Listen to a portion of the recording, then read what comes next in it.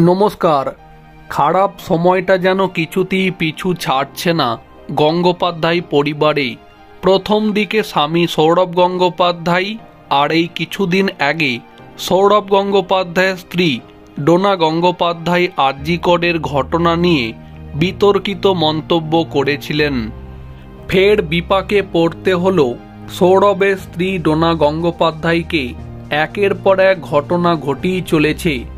পূর্ব বর্ধমানের একটি অনুষ্ঠানে গিয়ে আরজি করের ঘটনা প্রসঙ্গে বেফাঁস মন্তব্য করার পর থেকেই ঝামেলার সূত্রপাত।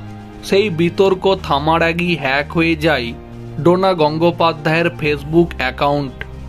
ছুটতে হয় সাইবার ক্রাইম বিভাগে। আর এবার আর্থিক ক্ষতির মুখে পড়ল ডোনা গঙ্গোপাধ্যায়। তাঁর অবশ্য আরও একটা পরিচয় আছে। তিনি সৌরভ গঙ্গোপাধ্যায়ের স্ত্রী। প্রায় প্রতি বছরই দুর্গাপুজোর সময় বিদেশে নাচের শো করে থাকেন।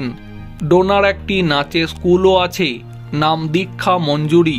সেখানকার ছাত্র ছাত্রীদের নিয়ে বিদেশে অনুষ্ঠান করেন ডোনা গঙ্গোপাধ্যায়। কিন্তু চলতি বছরে সব কিছুই যেন উল্টে পাল্টে গিয়েছে। এই যেমন ডোনার বিদেশের শো বাতিল হয়ে গেল।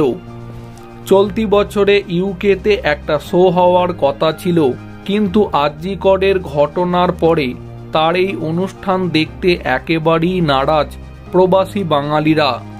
এই বিষয়ে এক ব্যক্তি সোশ্যাল মিডিয়াতে পোস্ট করে জানিয়েছেন, প্রতিবাদ জানানোটা জরুরি, খুব জরুরি। ডোনা গাঙ্গুলির প্রোগ্রাম ক্যান্সেল হলো ইউকেতে। আমি প্রতিবাদ জানিয়েছিলাম। যবে থেকে গাঙ্গুলি পরিবার উল্টোপাল্টা কথা বলছিল, হাজার মানুষ প্রতিবাদ জানালেন। ফল দেখুন।